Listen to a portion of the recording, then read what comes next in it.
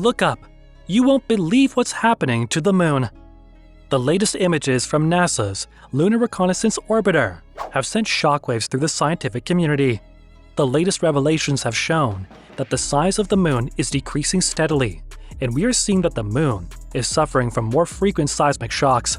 In this video, we will talk about the latest news about the moon, and to find out how that is happening. Stay tuned. Now, before we talk about the latest on the moon, we request you to subscribe to the channel. Thank you. Next, we will try to make sense of this latest news. And perhaps this is also why NASA has a renewed interest in the moon. NASA's latest ARTEMIS program has been designed to put humans back on the moon by building lunar base camps. Furthermore, scientists are also interested in finding about lunar resources can be used to self-sustain this lunar camp. But we are getting ahead of ourselves, and we need to figure out how the moon is shrinking. The most plausible explanation behind the reduction of moon size is loss of heat. The moon is gradually losing its internal heat, which is perhaps why its size is reducing. The moon 4 billion years ago had a huge supply of internal heat, but due to its small size, the heat gradually escaped. When the object is radiating heat into space, it experiences periods of expansion and contraction. This is exactly what the moon is going through right now. As time passes, the moon shrinks more. With increasing shrinkage, cracking starts to become apparent over the lunar surface. This has resulted in frequent moonquakes due to shrinking in lunar surface area. But despite these quakes, the moon will not break. Periodic tearing is bound to happen, but unfortunately, the moonquakes are very weak and are not comparable to the seismic activity on Earth. Typically, we think of the moon as a lifeless planet, but this is mostly a false conception, since it gives off the impression that there is not much going on. But the latest news from the moon shows that the moon has much more to offer than what meets the eye. The moon offers an abundant landscape, where it's hoped that humanity will soon find its new abode. NASA is fully cognizant of it, and has launched its ARTEMIS lunar mission, with multiple launches planned. One of the initial launches by the space agency was aborted because one of the sensors malfunctioned. The sensor was providing an incorrect reading of the temperature. If not corrected, it could have spelled disaster for the whole mission. On the next projected launch date, they found that there was a leak of liquid hydrogen.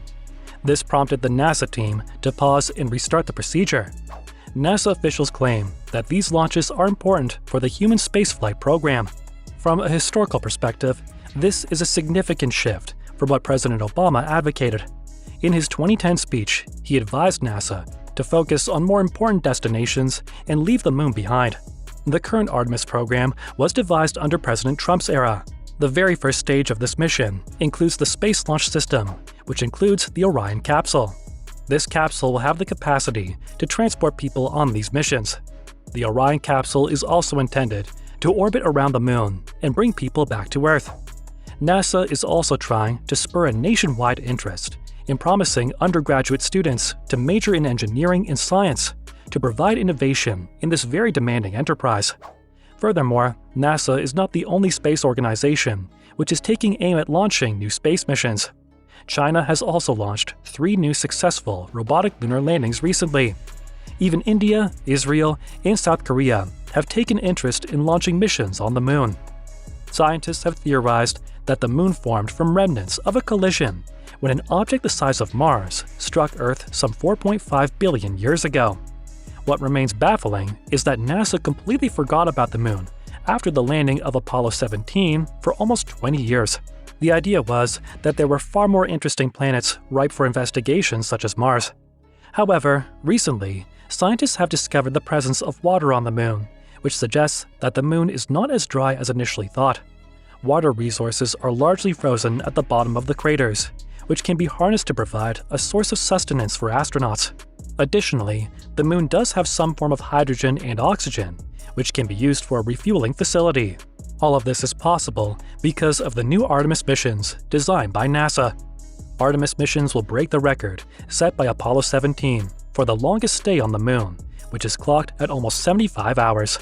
The lunar base camp, which will be set by NASA, will provide support for future missions, which could last between a week or 2. On top of that, there have also been some plans to build an open-top rover, which resembles an RV.